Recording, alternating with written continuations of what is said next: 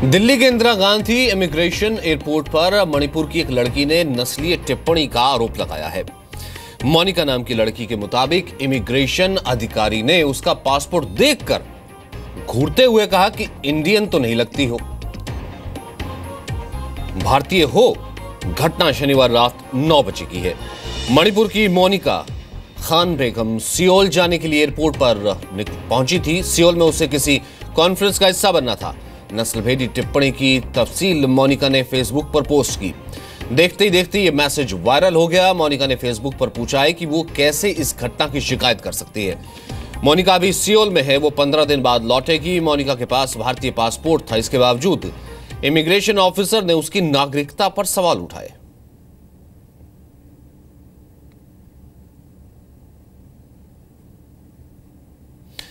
आपको दिखाते हैं मोनिका ने अपने फेसबुक पर इंदिरा गांधी एयरपोर्ट पर हुई घटना के बारे में क्या लिखा है। मेरा पासपोर्ट देखकर इमिग्रेशन ऑफिसर ने कहा, इंडियन तो नहीं लगती हो। मैं कुछ नहीं बोली। उसने फिर कहा, पक्का इंडियन हो। मैं फिर कुछ नहीं बोली। इसके बाद तो उसने हद ही कर दी। कहा, देखो तुम्हें भारतीयता का पता होना चाहिए। भारत में कितने राज्य हैं? अगले काउंटर पर बैठी महिला ये सब देखकर हंस रही थी। मैंने कहा, मुझे देर हो रही है। वो बोला, नहीं नहीं, बोलो बोलो। वह काम आगे नहीं बढ़ा रहा था। मजबूरी में मुझे जवाब देने पड़े। फिर उसने पूछा, कहाँ से हो? मैंने बताया, मणिपुर से। फिर उसने पूछा कि मणिपुर के पड़ोसी राज्य कितने हैं? मेरा भी पारा चढ़ चुका था। मैंने नजरें घुमा ली और कोई जवाब नहीं दिया। वो फिर भी जवाब के लिए दबाव बना रहा था।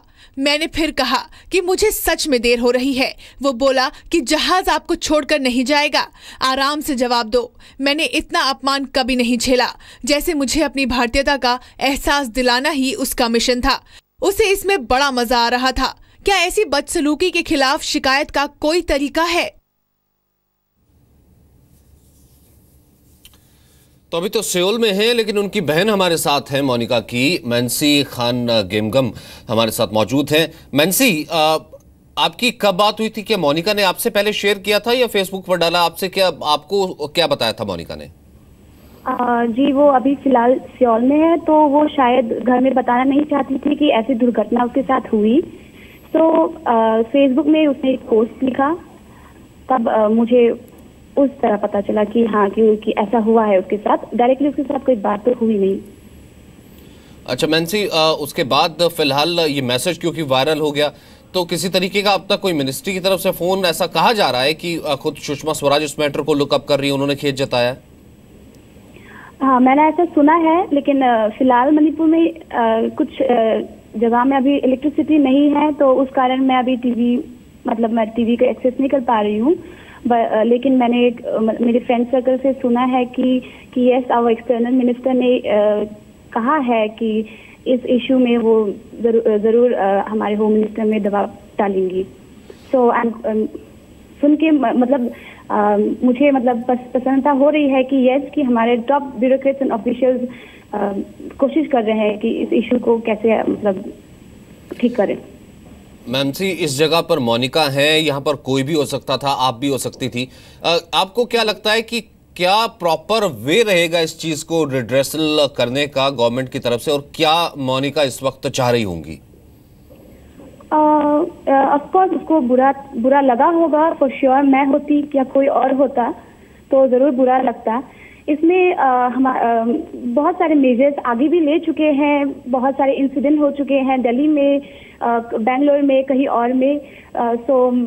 उपाय इसका मैं एग्जैक्टली नहीं बता सकती, लेकिन इतना कहना चाहूंगी कि हाँ, दिल्ली में पुलिस अलग पोर्टल निकला है नॉर्थ ईस्ट स्टूडेंट्स के लिए, नॉर्थ ईस्ट पीपल के लिए पोर्टल है। लेकिन सबसे मेन बात मेरे ख्याल से ये लोगों की सोच में होना चाहिए कि हम एक साथ एथिक्स, जो हमारा एथिक्स है वो सही होना चाहिए। मोरालिटी के बारे में बात हम कर सकते हैं इस बारे में कि भेदभाव क्यों जरूरी, कि हाँ, अगर मैं एग्जैक्टली नहीं कहूंगी कि भेदभाव ही, लेकिन ऐसा नेचर किसी और के लिए क्या ये सही है?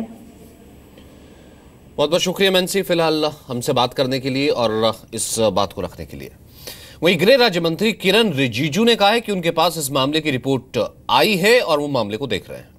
वो हमारे पास में एक रिपोर्ट आए हैं कि एक मणिपुरी लड़की जो है वो साउथ कोरिया जा रहे थे तो उसको बदसलूकी किया गया है और नस्लवाद का टिप्पणी हुआ है और वहाँ इसमें दिल्ली एयरपोर्ट में इमिग्रेशन ऑफिसर ने बदसलूकी किया है, ऐसा रिपोर्ट आए हैं। तो हमने डिटेल्स मंगाया है कि अगर डिटेल्स सामने आ जाते हैं तो उसका कार्रवाई होगा उस पर।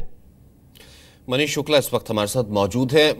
मनीष, सुषमा स्वराज ने खेद जताया, किरण रिजिजू कह रहे थे कि वो लुकअप कर रहे हैं रिपोर्ट को, रिपोर्ट अब तक आई है। कितना सीरियसली इस इश्यू को गवर्नमेंट ले रही है? देखिए, किरण रिजिजू खुद ही नॉर्थ ईस्ट के हैं और नॉर्थ ईस्ट में जब भी डिस्क्रिमिनेशन की जब भी बात आती है खुद उस चीज को लेकर के काफी गंभीरता दिखाते हैं। और इस मामले को लेकर के जैसे ही ये डिस्क्रिमिनेशन की बात सामने आई है उन्होंने खुद ही रिपोर्ट मांगी है, क्योंकि वहां पे जो इमिग्रेशन ऑफिसर होता है वो इंटेलिजेंस ब्यूरो का अधिकारी होता है और उस आईबी से ये बोला गया है कि इस अधिकारी के को लेकर के पूरी रिपोर्ट दिया जाए कि वाकई क्या वहां पर डिस्क्रिमिनेशन हुआ है, किस तरीके से सवाल किए गए हैं, जो भी बदसलूकी की बात आ रही है उसको लेकर के काफी गंभीरता दिखा जा रही है। तो रिपोर्ट आने के बाद ये कहा जा रहा है कि इस अधिकारी पर कार्रवाई की जाएगी। मनीष, बहुत बहुत शुक्रिया फिलहाल इस बातचीत के लिए। तो जी न्यूज से बातचीत में आईजीआई एयरपोर्ट के डीसीपी डी.के. गुप्ता ने कहा कि अब तक कोई आधिकारिक शिकायत मोनिका की तरफ से नहीं आई है। शिकायत मिलती है तो कार्रवाई की जाएगी और अगर कोई दोषी पाया जाता है तो उस पर कार्रवाई जरूर की जाएगी।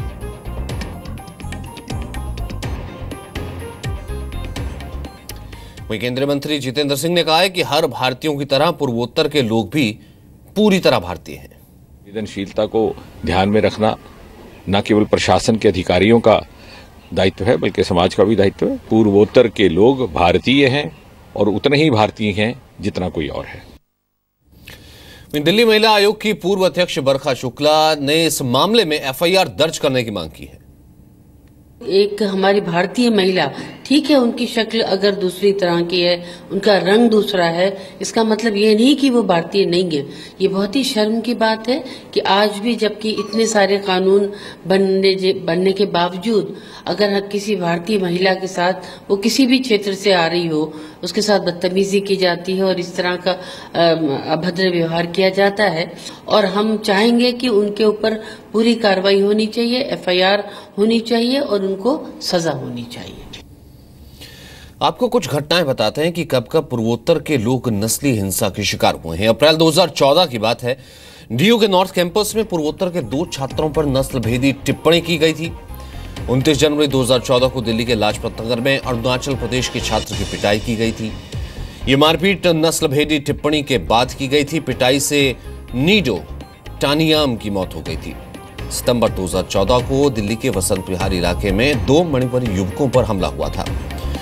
नस्लभेदी टिप्पणी का विरोध करने पर सरिया और पत्थरों से हमला किया गया था। 15 अक्टूबर 2014 को गुरुग्राम में नागालैंड के 2 युवकों की पिटाई की गई थी। 9 मार्च 2015 को दक्षिणी दिल्ली के अमर कॉलोनी में पूर्वोत्तर के छात्र पर जानलेवा हमला किया गया था।